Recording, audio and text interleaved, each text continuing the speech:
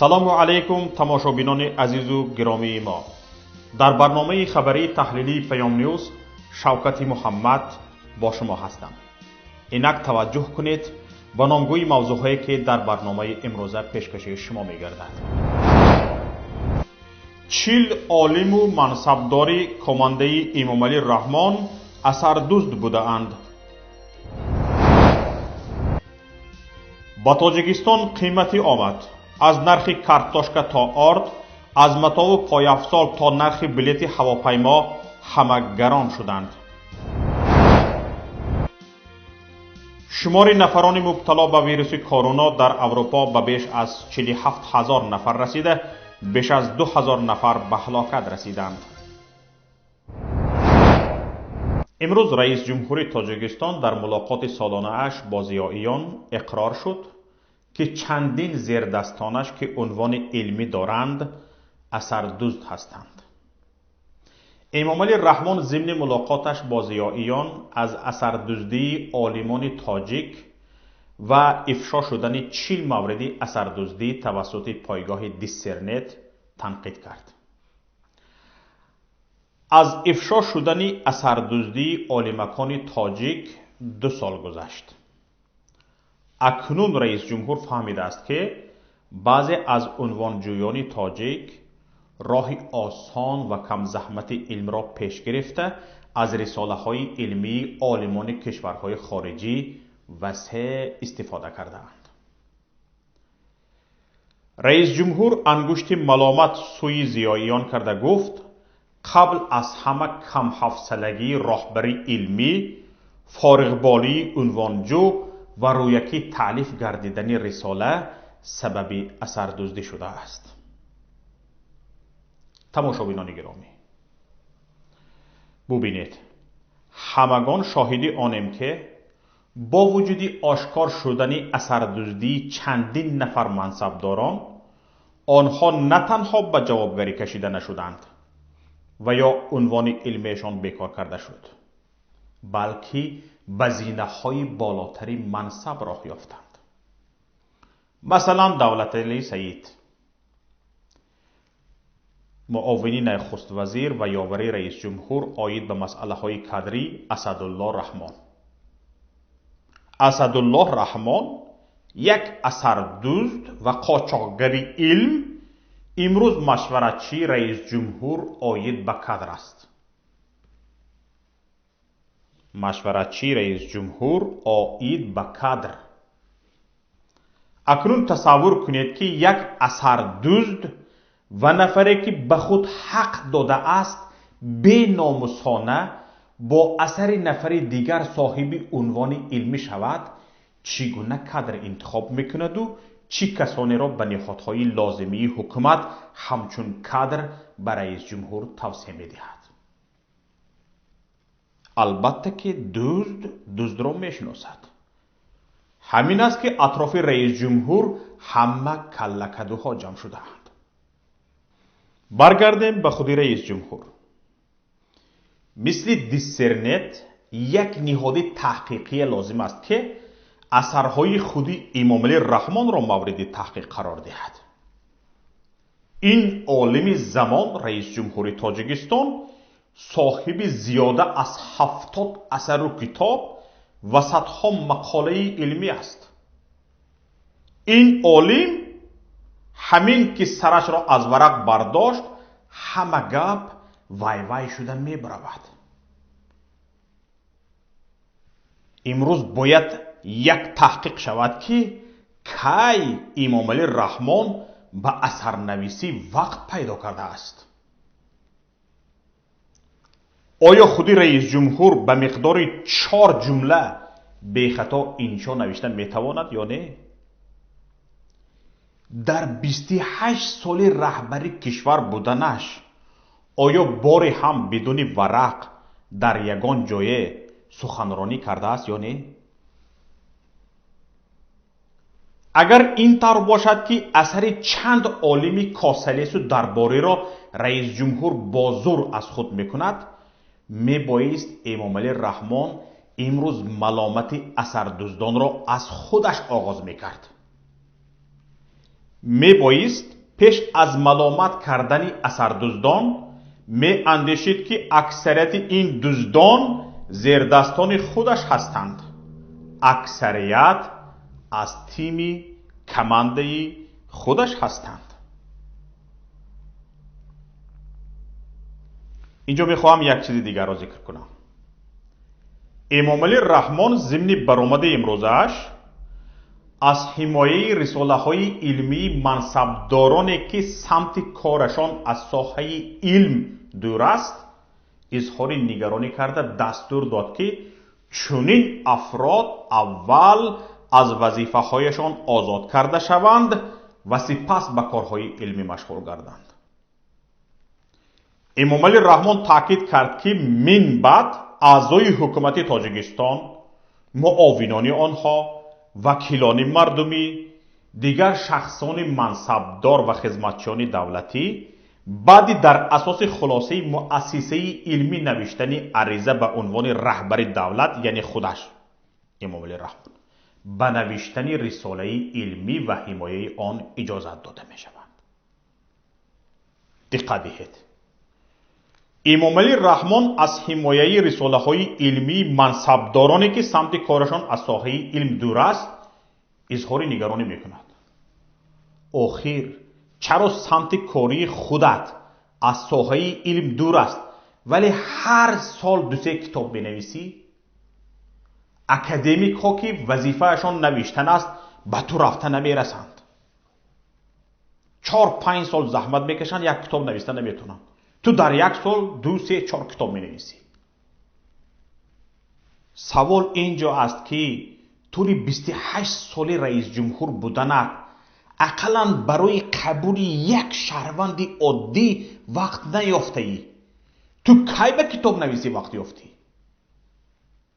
این هم در حالی که در بین اثرهای نوشته‌ات اقلاً یک رساله‌چه یافت نمی شود که درباره استراتژی رشد کشور باشد. آخر باید رئیس جمهور از پی اداره کشور باشد. مردم را از پریشانی و مهاجری و دربدری نجات داده سرجم کند. کادرهای بهترین را جلب نماید. اما امامعلی رحمان اگر فرضاً صاحبی همه این کتاب ها خودش باشد سال ماهی دراز قلم به دست کتاب نوشته گشته است. دیگر هیچ کار نکرده است. قلم به دست برای چی؟ برای چی قلم را ذکر کردم؟ برای اینکه هیچ چشمم نمیرسد که این عالم، رئیس جمهور، پیشوا، اساسگزار صلح و وحدت ملی تگمه حرفهای رایانه یعنی کلاویاتور را استفاده کرده 4 جمله پر نوشته میتوانسته باشد. دلیل سخنگویی و برآمدهایش در مدت 28 سال است. دل خواه برآمدش را تماشا کنید. همین که سر را از ورق برداشت همه جا جزیر می شود. با همین احوال امامعلی رحمان اول گریبان خود را بوی نمی کند و تنقید می کند که 40 موردی اسردزدی توسط پایگاه دیسرنت افشا شده است. باوری دارم تماشاگران گرامی از پایگاه اینترنتی دیسرنت هم همه باخبرید. کسانی که دیسرنت را یکم مراتبه میشنوند کوتاه معلومات میدهم که پایگاه اینترنتی دیسرنت که مقرش در شهر مسکو روسیه است سال 2018 دهها اسردزدی عالیبان تاجیک را پشتی هم فاش کرد که اکثریت آنها منصبداران بلندپایه حکومت تاجیکستان از کماندای امامعلی رحمان و شخصان قابل اعتمادش بودند. اکنون در آخر یک چیز را تاکید بکنم که این نلپاکنی های امامعلی رحمان به هیچ دردی نمیخورد. اگر امامعلی رحمان از این اسردزدی ها ننگ می داشت، ناموس می داشت، کیها با سرداری خودش با همراهی تمام کمانده‌اش به استعفا می رفت. ناموس می داشت از الله طلب میکرد که زمین کفت با تمام کامانده‌اش زیر زمین شود و زمین گشته زیج شود، دیگر به چشم مردم ننماید.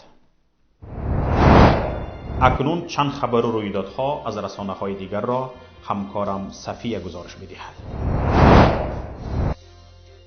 нархи маҳсулот ва тарифҳои хидматрасонӣ дар Тоҷикистон тӯли 2 моҳи соли равон 1% ва дар моҳи феврал 0.4% боло рафтанд. бино ба маълумоти агентии омори Тоҷикистон, давоми моҳҳои январ-феврал маҳсулоти озуқаворӣ ба андозаи 1.5%, маҳсулоти ғайриозуқа 0.3% ва хидматрасонии пулакӣ ба аҳолӣ 0.7% зиёд шуданд. байни маҳсулоти хӯрокворӣ дар ин давра нархи картошка 21.4%, себ 20.1%, карам 7.6%, пиёз 3.7%, маснуоти макаронӣ 2.5% ва гӯшти гов 1.2% ба таври назаррас гаронтар шудааст. маҳсулоти ғайриозуқа аз қабили воситаҳои шустушӯӣ 0.6%, маҳсулоти дорусозӣ 0.5%, хишти сохтмонӣ 0.4%, пойафзол ва мато 0.3% қиматашон боло шуданд. арзиши чиптаи ҳавопаймо бо таври қобили мулоҳиза боло рафта 30%-ро ташкил медиҳад. таи 12 моҳи соли гузашта нархи чиптаи ҳавопаймо дар умум 11.1% боло рафт. ин ҳама болоравии нархҳо дар ҳолест ҳукумати Тоҷикистон даъво дорад ки аз рӯи натиҷаҳои ҳамин сол таваррумро дар сатҳи 7% нигаҳ медорад. соли гузашта мизони таваррум дар кишвар ба 8% расид ки ин сатҳи рекордӣ давоми 7 соли охир аст. тибқи оморҳои ахир ба сабаби вируси коруно то кунун марги беш аз 2000 нафар дар Аврупо ба қайд гирифта шудааст. манобеи тандурустии кишварҳои аврупоӣ эълом карданд ки шумори нафарони мубтало ба вируси коруно ба беш аз 47 000 нафар расида, аз ин вирус беш аз 2000 нафар ба ҳалокат расидааст. тибқи расонаҳои хабарии аврупоӣ то кунун бар асари ин вирус 297 нафар дар Испания, 127 нафар дар Фаронса, 35 нафар дар Британия ва 20 нафар дар Нидерландия фавтидаанд. шумори ҷонбохтагон аз коронавирус дар Аврупо аз марзи 2000 нафар убур кардааст. дар ҳамин ҳол вазъияти мушкил то ҳол дар Италия мушоҳида мешавад. мақомоти итолиёвӣ ахиран эълон доштааст ки дар ин кишвар марги 1809 нафар бар асари коронавирус ба қайд гирифта шудааст. дар ҳамин ҳол дар кишвари Афғонистон, ҳамсояи Тоҷикистон, аз як бемористоне дар Ҳирот дасти кам 48 нафар афроди мубтало ба вируси коруно рӯ ба гурез ниҳодаанд.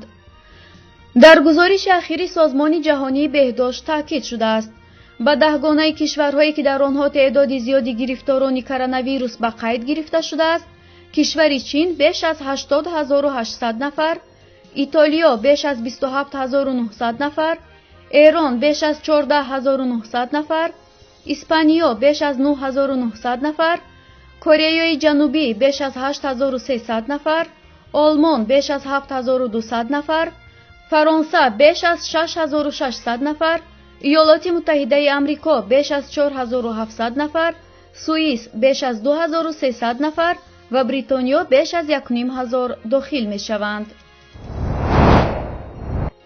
журналисти рус Светлана Прокопьева расман дар тавҷеҳи терроризм гумонбар дониста шуд. ин қазия мавриди интиқоди ҳомиёни ҳуқуқ ва нозирони озодӣ баён шуд. Прокопьева як хабарнигори фрилансери бахши русии радиои Аврупои озод, радиои озодӣ аст.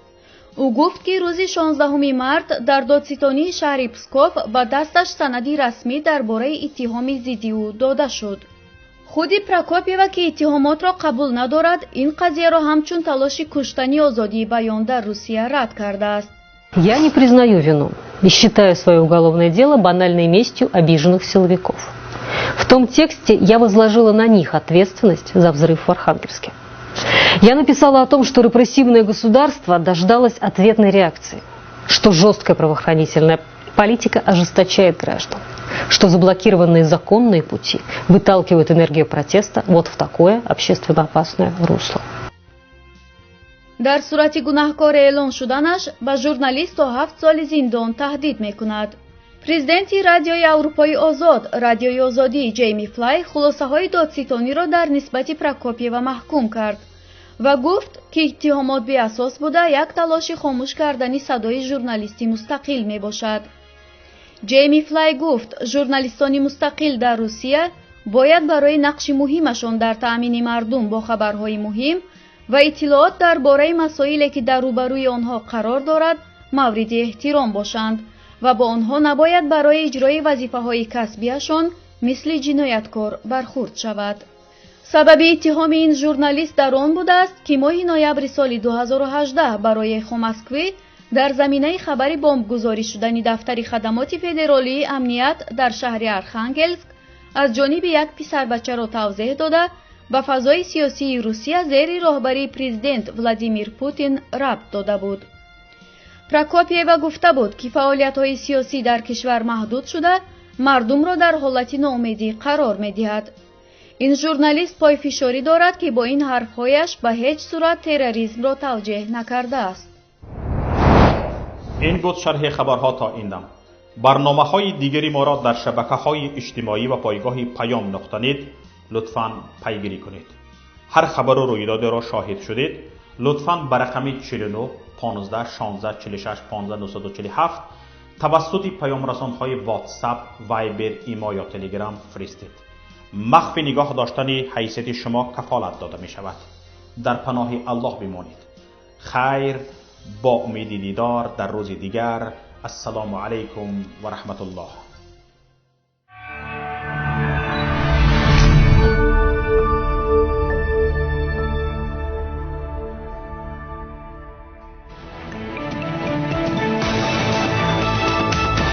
رادیوی پیام، در فضای سیاست صدای جدید. رادیوی پیام، علم، فرهنگ، نوید. رادیوی پیام، مشورت، بحث، گفت و شنید. در تمام دنیا روی رسانه اینترنتی رادیو پیام نقطه نت.